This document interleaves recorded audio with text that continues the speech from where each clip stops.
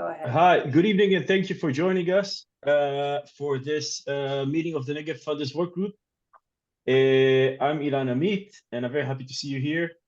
Today, we will be hearing presentations specifically about promoting a shared society in the Negev, in the academy, and in local community. We have great speakers with us today. We have Sarab Abu-Rabia Queder, Professor at the Department of Education at Ben Gurion University and Vice President for Diversity and Inclusion at BGU. And we have Shube, Director of the Hagar Association in Sheva, the bilingual school at Sheva. We also have with us Mahameed, Director of Hagar's Takafat Initiative for Shared Culture in the Negev. We're recording this meeting, so those of us who couldn't join today will receive a link to watch on YouTube. I just want to say before handing this over to Sarab Abu-Rabia, keeping in mind that especially today, especially in light of recent events, especially in the Negev, and the very fragile situation there between Jews and Arabs, it's very important for us to hear from academics, civil society organizations, activists who are working day and night to promote a shared society in the Negev. And I think there's never been a better time to hear more about this initiative within the campus and outside of the campus. Sarab, the floor is yours. Thank you. Hi, everyone. Good evening. So thank you for the introduction. Thank you, Ilan, for the invitation. And thank you, nice audience, for our evening here that you join us to hear me. So I am also, like Ilan said, an associate professor at the School of Education and a VP for Diversity and Inclusion at Ben Gurion University of the Negev. And for years, I also have been active, a feminist activist within the Bedouin society and also outside of it. I will start, for those who doesn't know me, to talk, before my talk, to introduce myself and my personal connection to this topic. So I will present a bit about my background. I was born and lived in the city of Sheva, a daughter to a Bedouin father from the Negev and to a Southern Arab mother from Nazareth. We lived in the city of Sheva for over 40 years. When I was a girl, there were no schools for the Arab citizens of the city. So we studied at Tel Sheva, commuting every day till the 7th grade.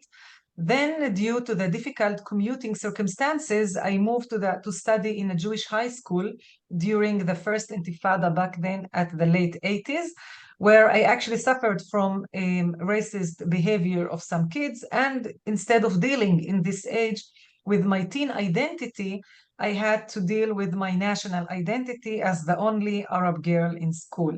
So for the Jewish kids, not all of them, but for some of them, it was their first time to meet an Arab face to face, where their only biased information was taken from the Israeli media. At the age of 18, I started my studies at Ben Gurion University as one of the first female Bedouin students who enrolled at the university. And also in this academic space, it was the first time that Arab meet Bedouin and Jews also meet Arabs, whose numbers were still low in the academia. I must say that for me, it was normal to have both Arab and Jewish friends since I have been living within these two societies for a long time. But for my other Arab friends from both the South and North, I used to see separate groups that exist on the same space, but with no encounter between them. Nowadays, things have changed, and the number of Arab students have increased in all universities, especially that of Arab women. However, we're still witnessing a separation between the groups, and even more than that, we see polarization between the two groups, which mostly based on fear of getting close to the other. Let's not forget that living in the Negev as a conflict zone does not increase the motivation to get to know the other. But despite the fact that universities are the only place, mostly the only place where Arab and Jewish meet on a daily basis and have a great potential for encounter, this potential is not fulfilled spontaneously unless the institution initiates it. I argue that in these polarized times of conflict, and insist that in these times, diversity and inclusion policy is more than needed, especially within the academic sphere. Academic space is not sterile from the political and the tension. And with the new government, we are actually also threatened to lose the only and most valuable asset we have as democratic society is the freedom of our minds, academic freedom. Homophobia, misogyny, and racism against minorities have become part of the daily discourse, which gives legitimacy for violence against anyone who is different. Once we used to be a society that was proud of its compassion toward the other. Today's state policies posit opposite values that encourage people to behave on the contrary. The Negev is another challenge that we face as academic people and as southern citizens of this area. Bedouins are attacked on a daily basis by the media as they are tagged as criminals. These attacks affect our Bedouin students, mainly females, who are afraid to attend classes in times of war. Ben Gurion University hosts every year almost 20,000 students, where 2,000 of them are Arabs from both the north and the south part of Israel. This is the only place where they have the legal right to practice their political identity, experience the democratic game in the realm of political cells, the right to demonstrate in campus, the right for political activity, even if those issues are controversial and provokes conflicting reactions. As part of my leading role of diversity and inclusion, I took this mission with great responsibility for the future of our graduates, our shared society, asking what kind of a graduate we aim for Israeli society, what kind of leaders, future leaders we wish to create. These students, both Arab and Jewish, are going to meet again in the workplace, in civil society, and maybe also in politics. We aim to equip them with responsibility to equity, tolerance, democratic values of shared life, and acting against racism. We want our graduate, the leaders of the future of Israeli society, to fight against racism, homophobia, religious and political fundamentalism. So what is our plan here in the university? First of all, we are the first and so far the only university that established a committee for combating racism. We have a yearly workshop for the security department. We established a political forum for a dialogue in times of political tension, and the only university so far with the program for shared life. I would like to share with you a few slides to demonstrate what we do here on campus. Really few slides, not all of them. So my work is actually components of four principles: the principle of equal opportunities, of equal representation, inclusion, anti-racist practices, and shared life. And I'm going to share with you only part of the two other components that are relevant actually for this talk. So first of all, when we talk about anti-racism practices and needs, due to the events of May 21 and also May 22, but especially 2 years ago, we did a survey among our students regarding racism. I'll present only one finding out of it. We're working now to increase awareness to discrimination on campus by developing a tutorial against racism.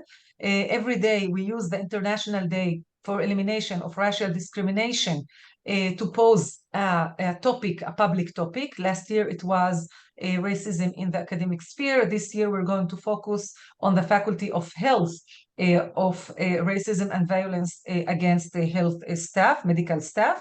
And like I said, we have a committee and a professional workshop for the security.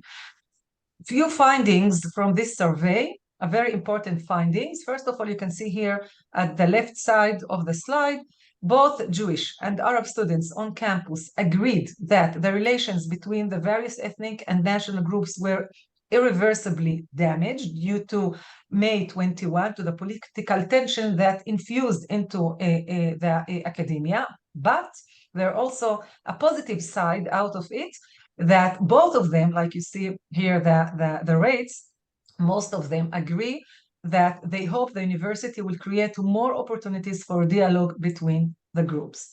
So the dialogue between the groups that we are trying to do this year is to establish, hopefully, this is my dream, to establish a unit or even a department for promoting shared life on campus. And these are only few of the pictures from our only last semester's event. We had, first of all, I have a coordinator, Hadil. She's a coordinator of the program, and she helps me here actually to, to bring people together. The only thing, like I said, let's start with the minimum. The minimum is to get them together, to talk, to get to know each other, to hear each other's story. Where are you from? Why did you came to BGU? What do you study? Just to talk. This is the first stage. The next stages will be maybe to do something together on a shared goal. And so we had a tour to a Bedouin town, to Bedouin towns.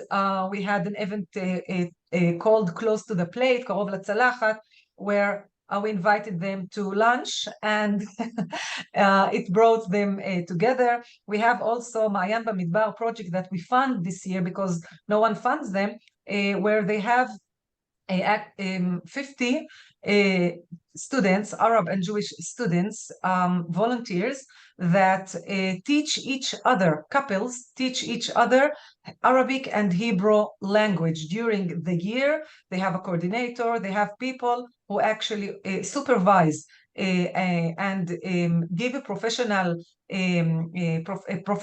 guides also to this program. And here we just posed yesterday a shared live podcast with BGU Radio and with Ajik that they will give the part of the professional part of what is a shared life to a couple of students, an Arab and a Jewish, and they will both produce a podcast on campus.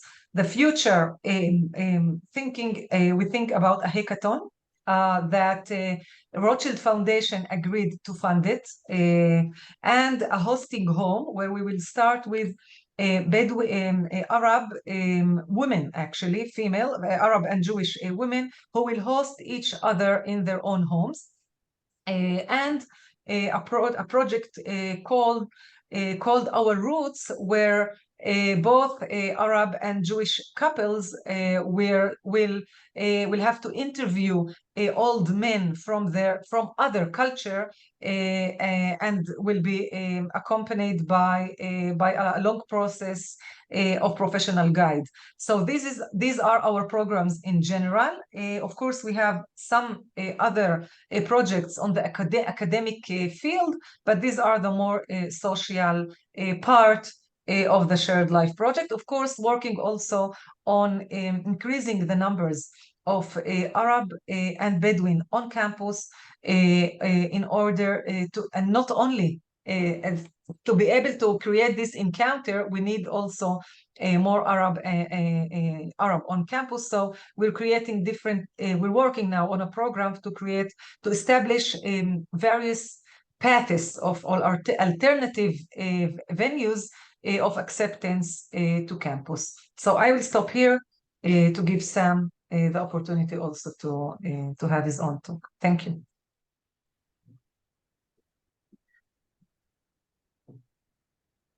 Okay, well, first of all, thank you everybody for being with us this afternoon. Thank you, Elon, for organizing this, and thank you, Sarab, for everything you do.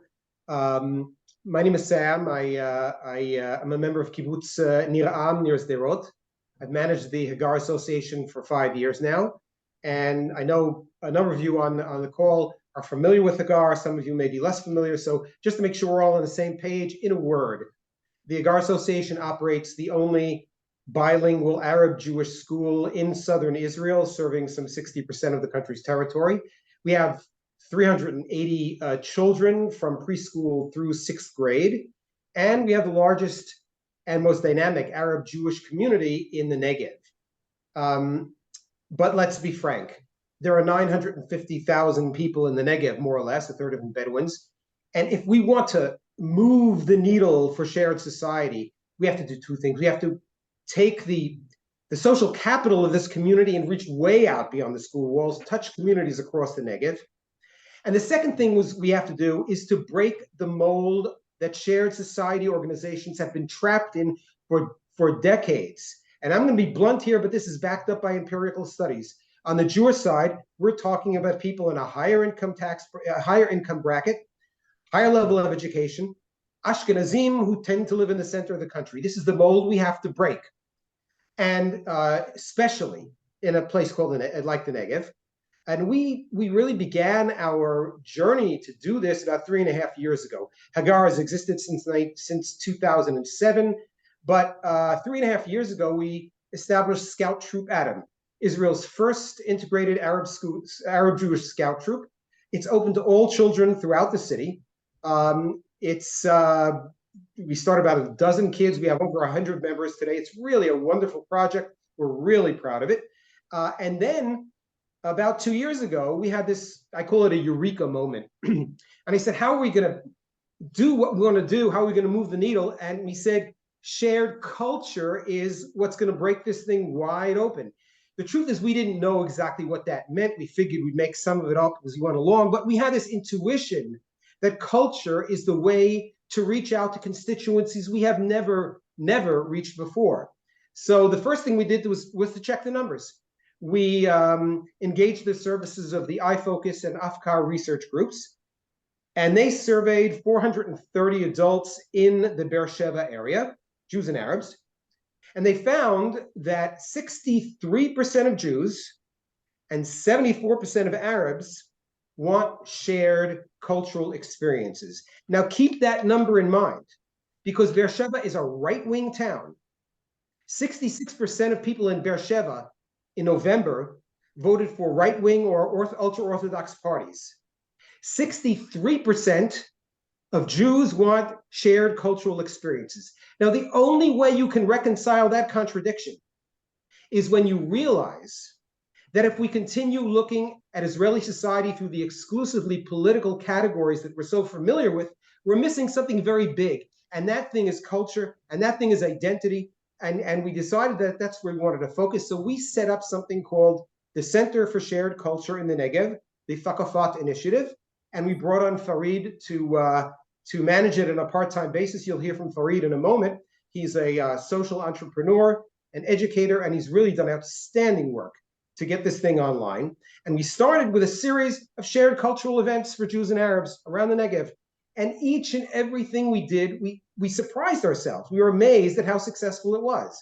We did the first concert at the new cultural hall, new performance hall in Rahat. Basically the first concert in Bedouin society. Hundreds of Jews and Arabs came together for this event. The first Hebrew-Arabic poetry readings at the Writer's House in Beersheba. The first ever public celebration of Ramadan and Passover together at a public venue in Beersheba, the Iftar Mimuna.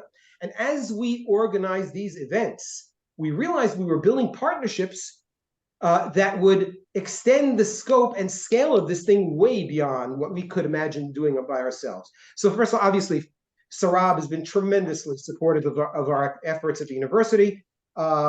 And she also criticizes us. When she's got something to say, she puts it on the table, and that's really important for us to frame this thing going forward.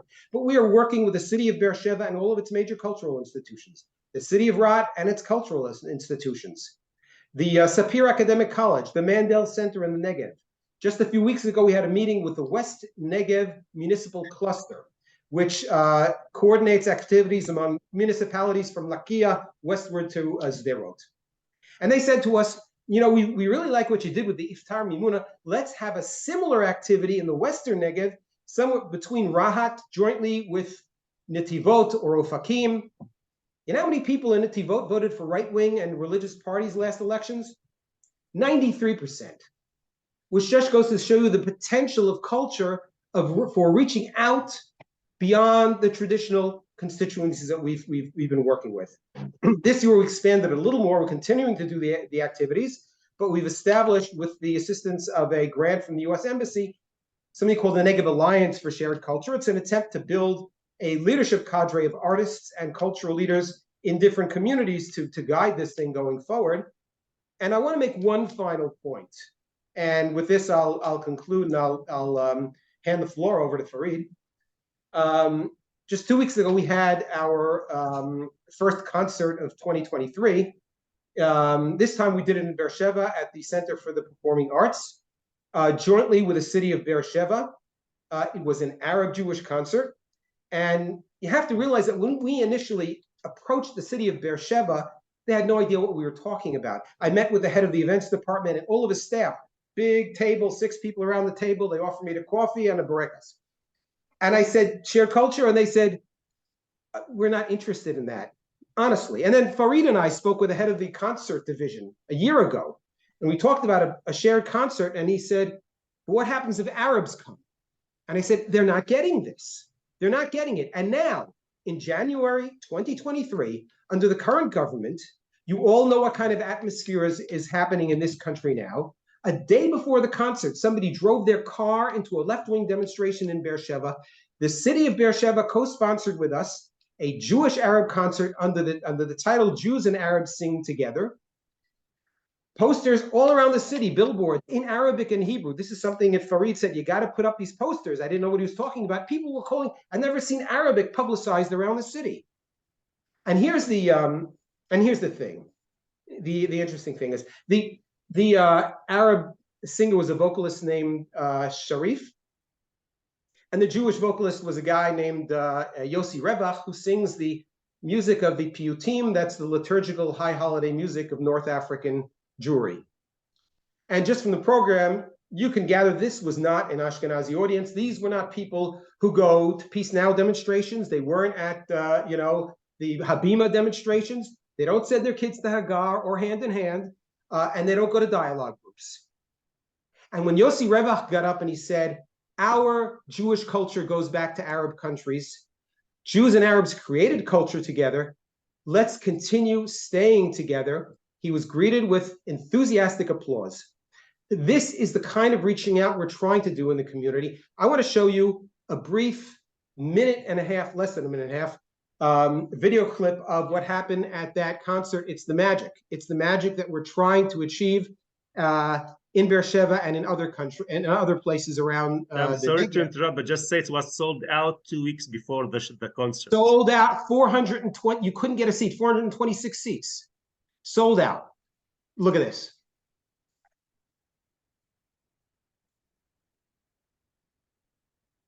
בתפילות שלנו, של היהדות, אני לא יודע אם אתם יודעים, רוב הזהות שלנו בא ממדינות ערב.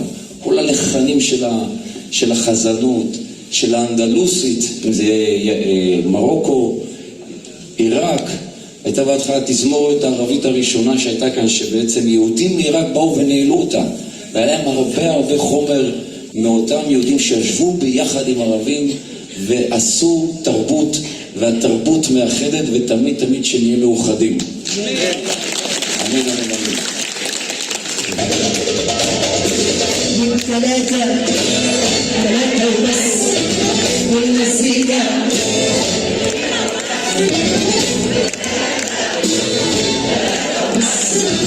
والمزيكا العين والرقص.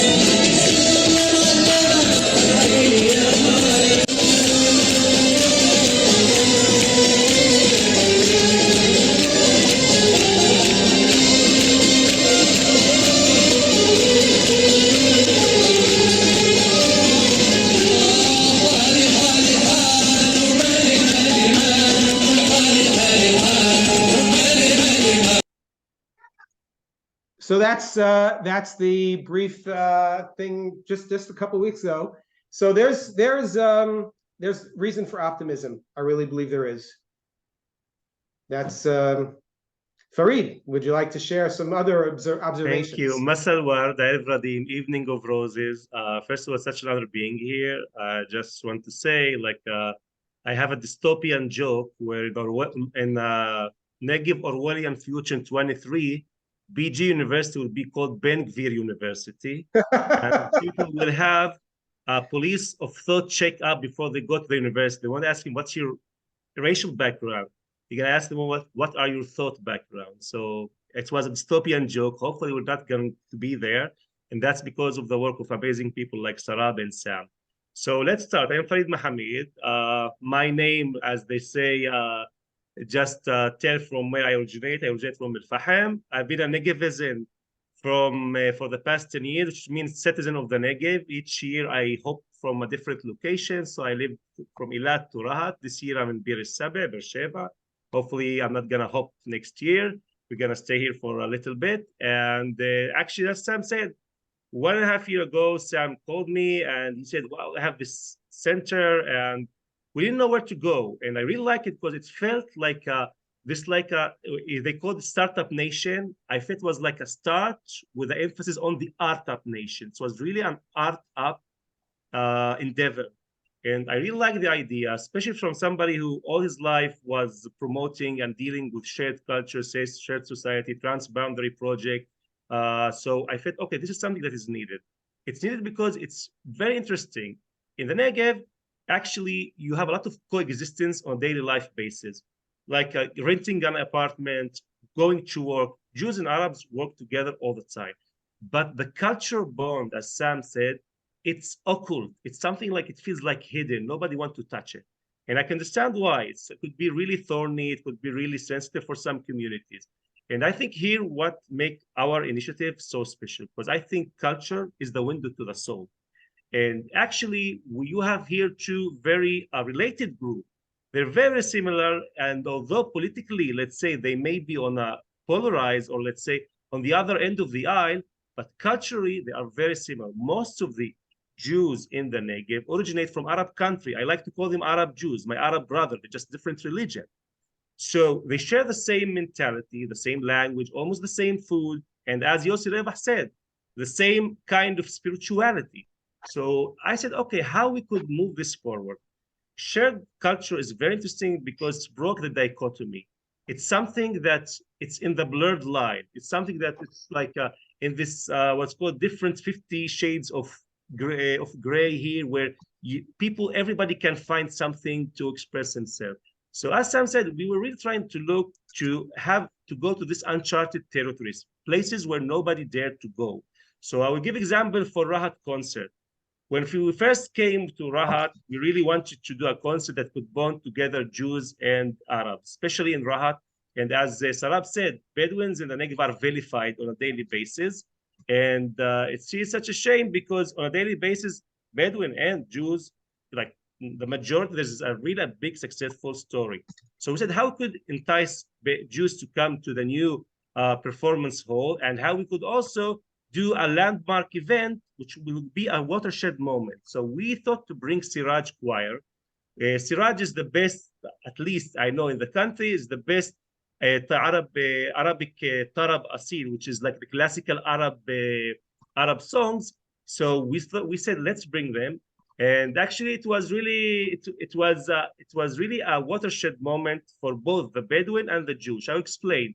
So for the Bedouin, it was really funny because it felt like a sitcom scenario. You know this joke, how you know that you did something good? When everybody is unhappy with you.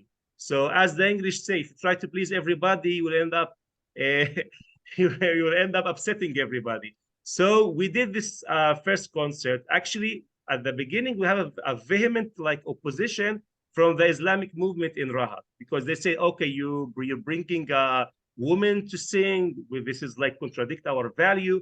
And we're really surprised. Sam was very on the edge, calling me, what's we gonna do? And I was surprised to see that the mayor of Rahat, Faiz Abu just like went on publicly with an announcement saying, listen, guys, I am the son of the Islamic Party, but I am the mayor of all the citizens of Rahat. This concert will go on. So it was the first time that in the performance hall, let's say not only what I call it like congregations or theatrical play, no, but a concert where people sing happened and women sing. And so we thought it was really successful. It was almost also a full hall, and people sang all the way. It was really energetic crowd. But the joke is that one day after that, we got the ire of the Bedouin feminist movement. Why?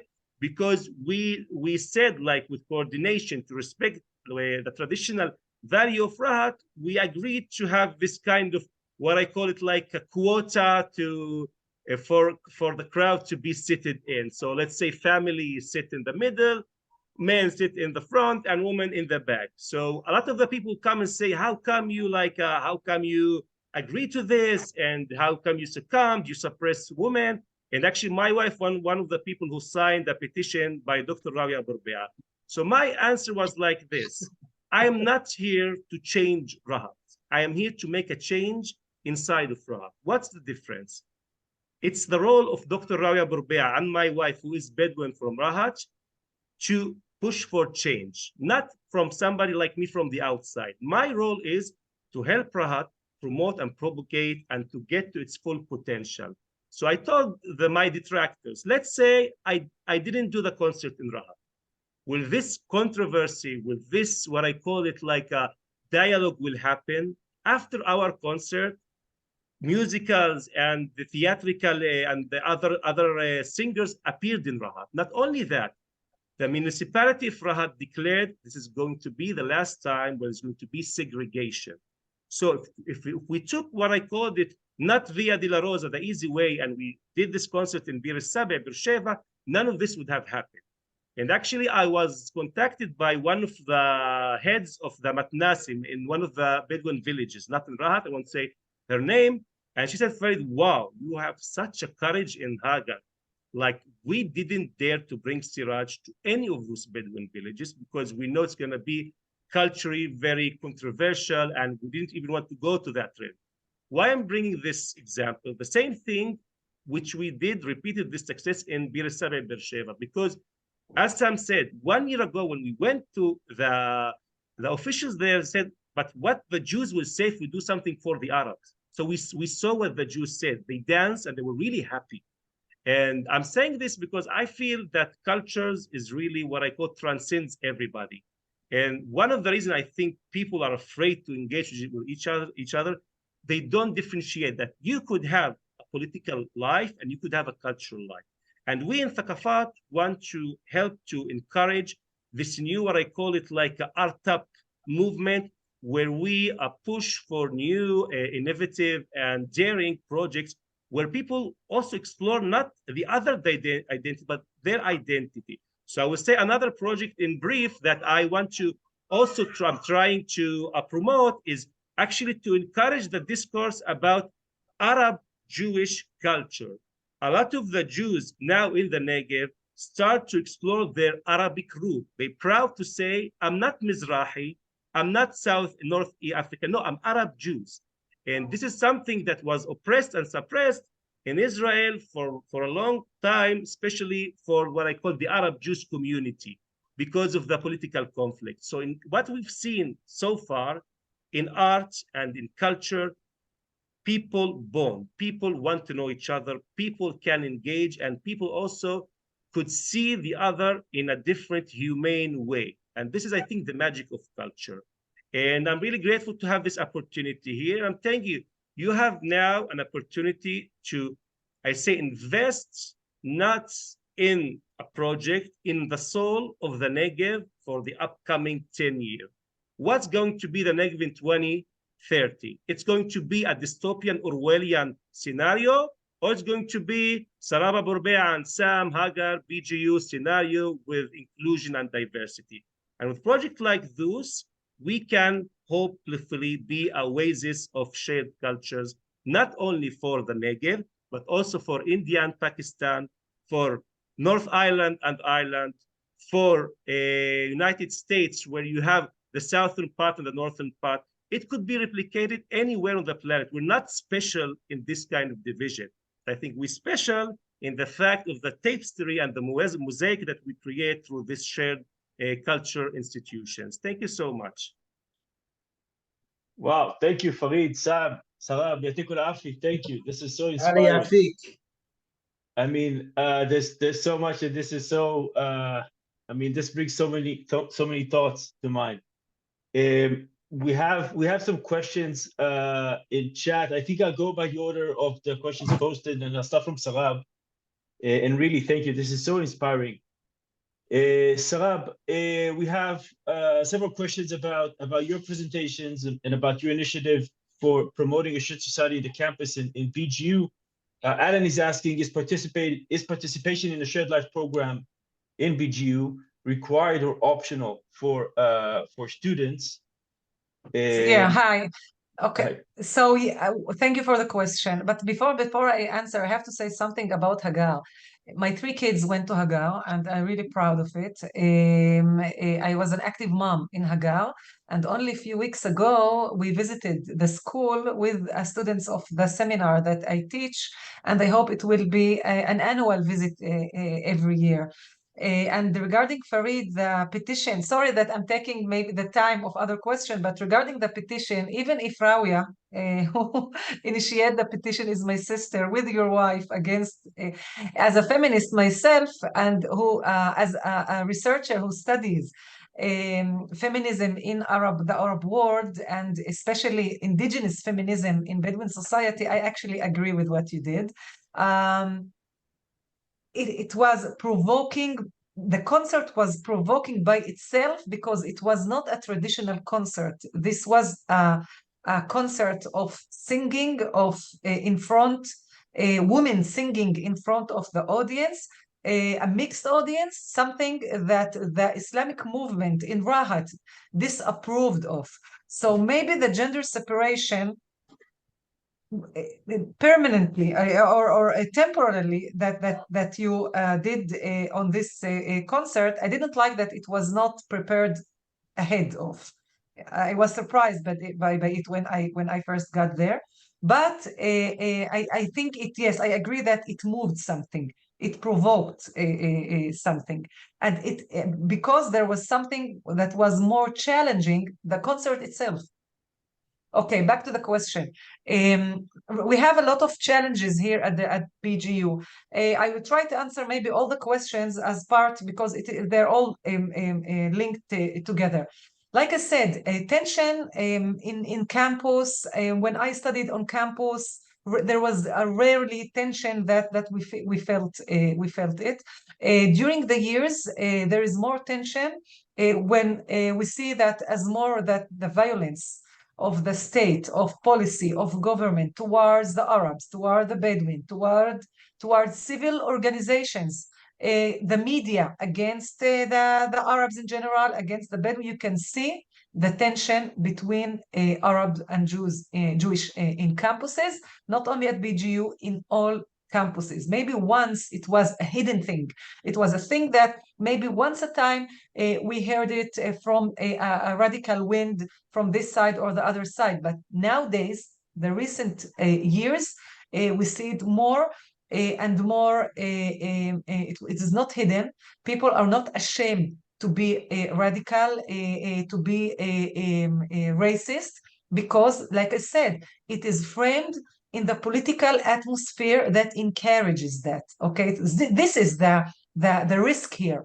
This is the risk line that we are all, Sam, Farid, and our university live in. We live in the Negev. We feel it. We feel it on our bodies, on our minds, on our activity every day. So this is the only path that we have. We have no other option than to insist on this kind of bringing people together. Now, my program is still at the beginning. We just started it.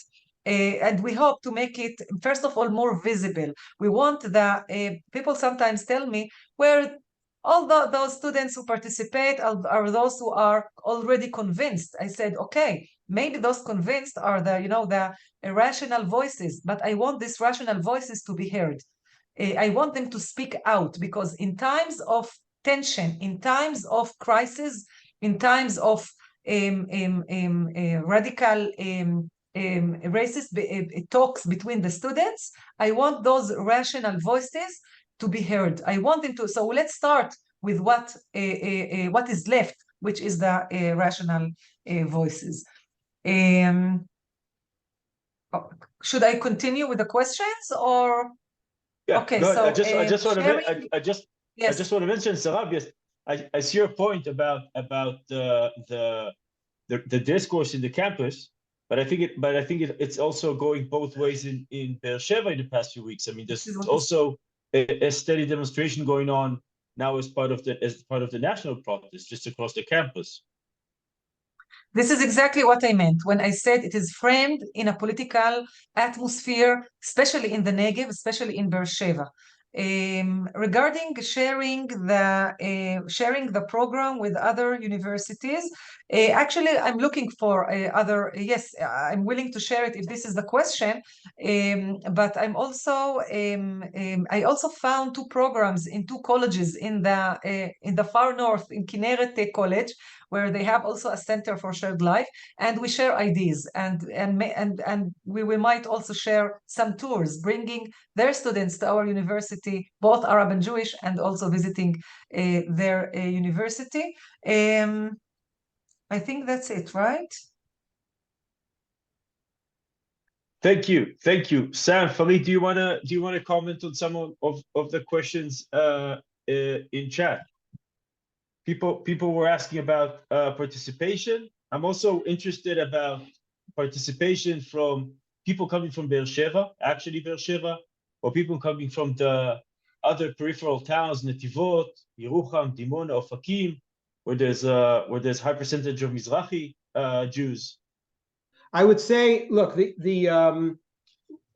naturally, when we have a major event in Beersheba, the majority of the people live in Beersheba or in the immediate area, and that includes Arabs as well. In other words, you may have Bedouins who live in Beersheba that will come, and likewise, the concert in Rahat attracted largely people from Rahat, a minority of maybe 20% of Jews from other towns. But what we are seeing is that both Rahat and both Beersheba these are the metropolitan centers of the Negev. These are the centers of population.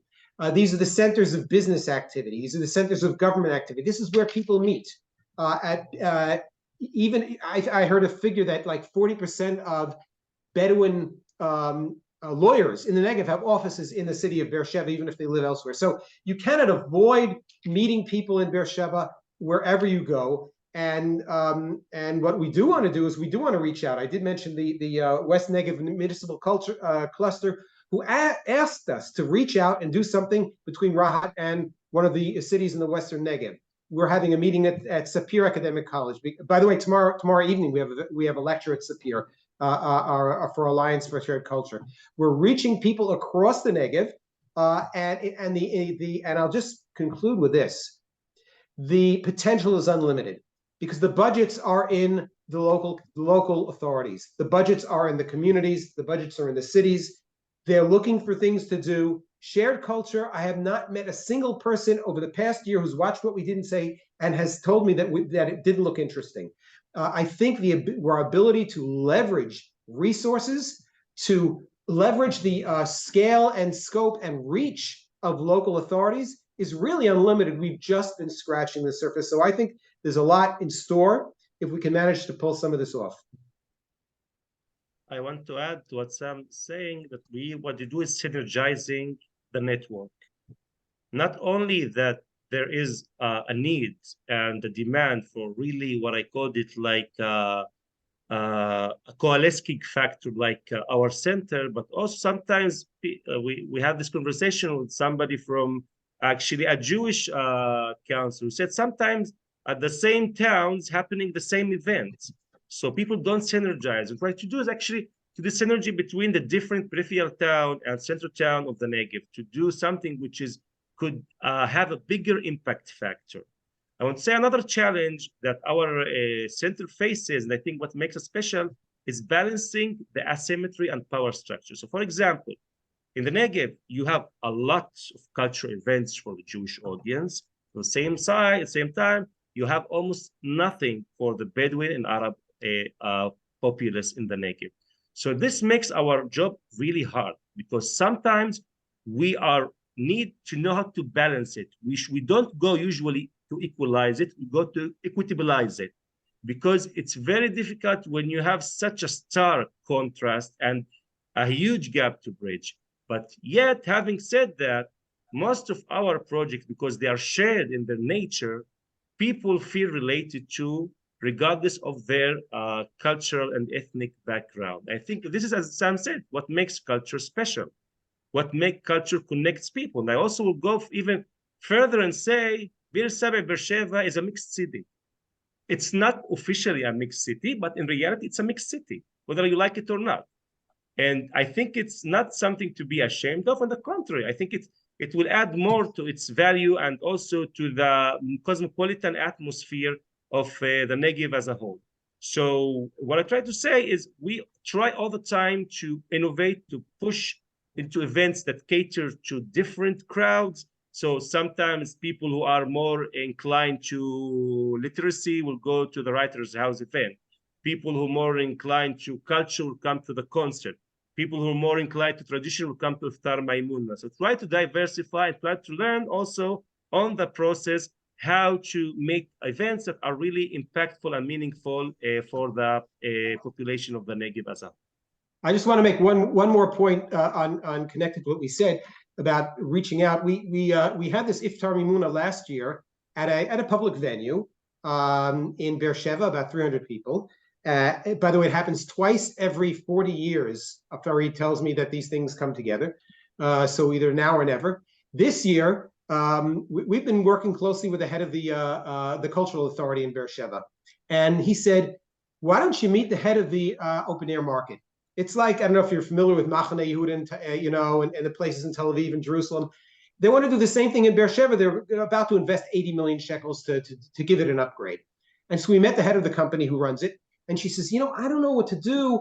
We want to brand it as, we have Jewish, it's ethnic because we have Arab business people and Jewish business people. I want to do something like that.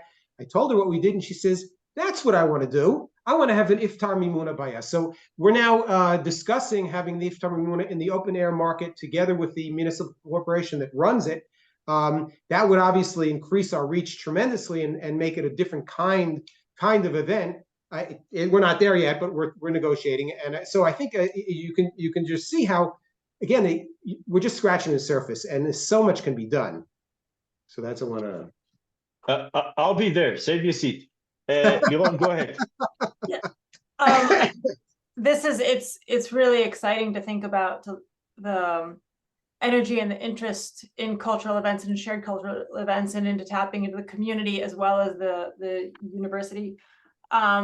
I'm curious if you've already started to feel, or what you anticipate about the changing atmosphere, if you're already seeing changing atmosphere following the new government and the attention of the new government on the Negev, and if you anticipate any new or different challenges to this work. And I'd love to hear your thoughts about that on campus versus in the community. Sarab? Sorry, the question for me? It's both. It's both. How Sorry, I didn't. It's for all. Yeah. I mean, I think it's for all three of you. How this is this is tapping into a well of potential, and it's already beginning to be realized potential of shared cultural interest and events and shared society. And I'm just curious how the new government is affecting the context in which you work. How rapidly you're seeing the atmosphere changing and affecting relations, public discourse, community, whether it's on campus or off. Yeah, we witnessed that 2 years ago. Like I said, the attention increases as long as the violence, the political violence, also increases. So, but the peak of it was really 2 years ago, 2021, we see that, like I said, there's the media, the political atmosphere, the government, the legitimacy, to carry a gun, to have this mishmarot of how do they call it in Beersheba, like groups of it's protection, like it's community. Yes, they have legitimacy. I can say that yes, it affects me also. I can give you, my personal story. First of all, I have my eldest son. He's a student. I have 3 boys. Each time that they go outside home and they live in Beersheba, I'm really afraid that this is the first time that I'm afraid. I was born and lived in Beersheba, in the city, in Jewish neighborhoods. Jewish and Arab friends, going in public, very, very freely. Suddenly you are afraid. You're afraid to talk in Arabic, outside. You're afraid to talk to your kid.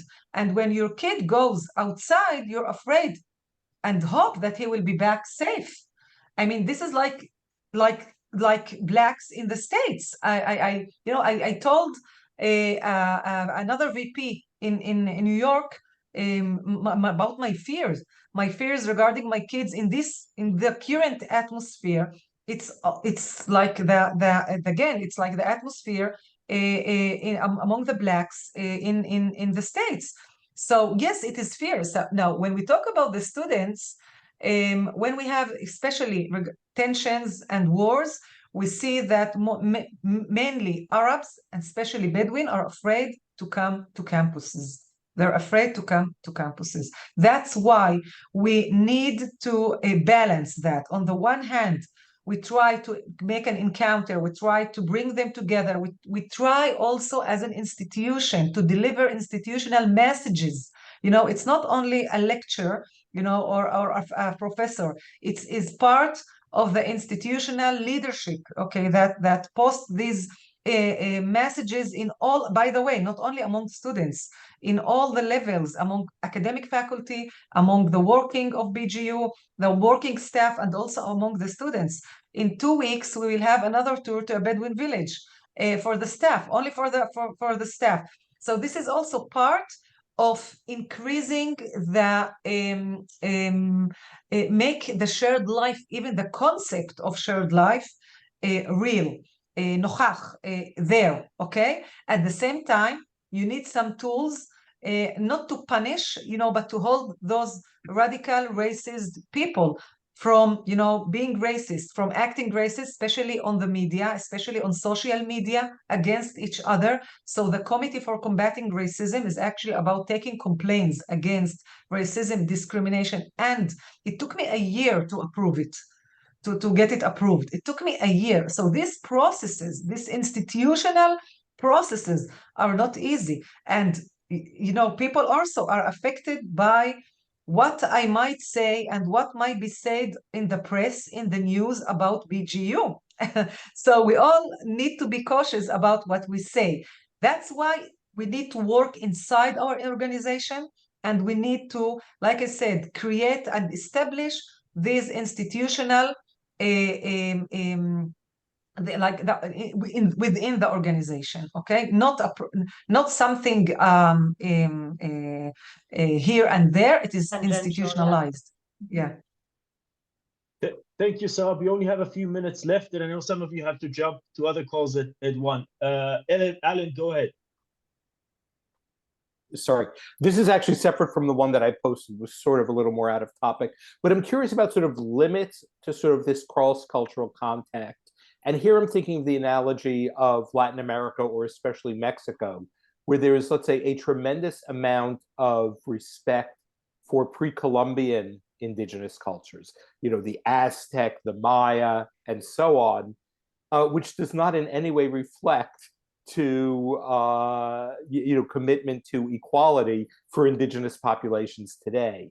Is there a danger of this where maybe the Jewish population sees an affinity with certain forms of Arab culture, maybe the Arab culture of their home, of Morocco, of Iraq, and so on, but still maintains negative attitudes towards the Bedouin?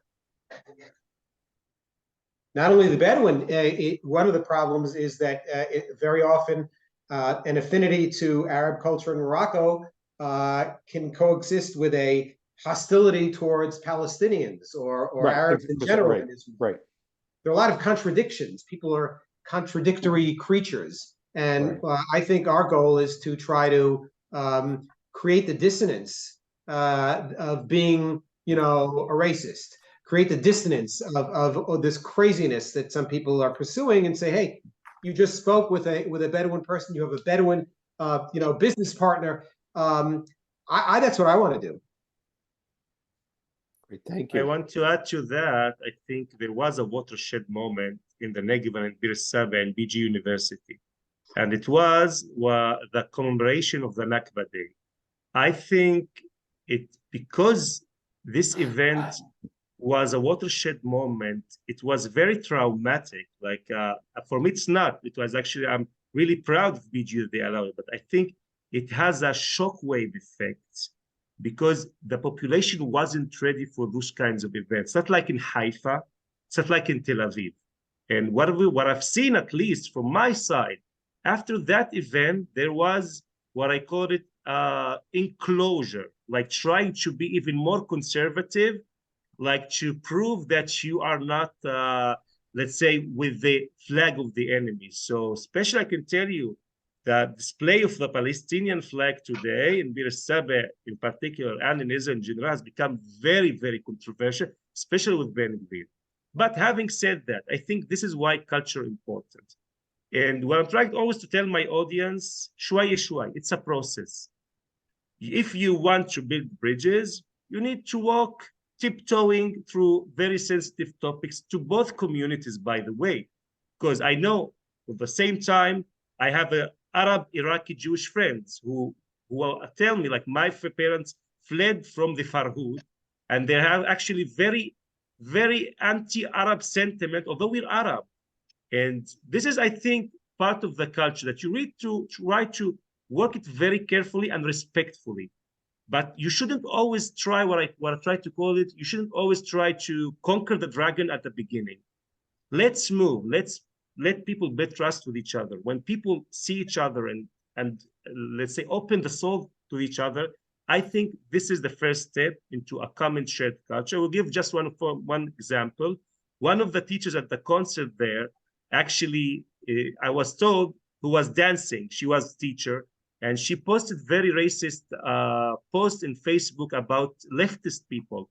I don't know, and one of the people said, I'm surprised that she's actually dancing to Arab music, not even sitting, she's dancing. And I think, as Sam said, here come the contradiction. And we want to make the people, at least at my side, to have what's called open and safe space to express themselves and their identity respectfully and try to build bridges between different cultures.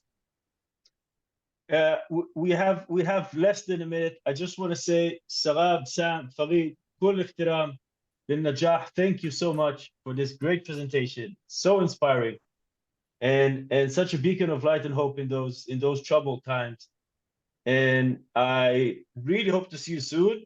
Hopefully, in one of those events in the coming Pesach and Iftar in the Ramadan. We're sharing your contact details, and we'll also share the recordings with the ones who could make it today. Thank you very much. See you again in our next meeting of the Negev group. Thank you. Good night. Thank you so much. Thank you, everybody. Thank you, everyone. Bye.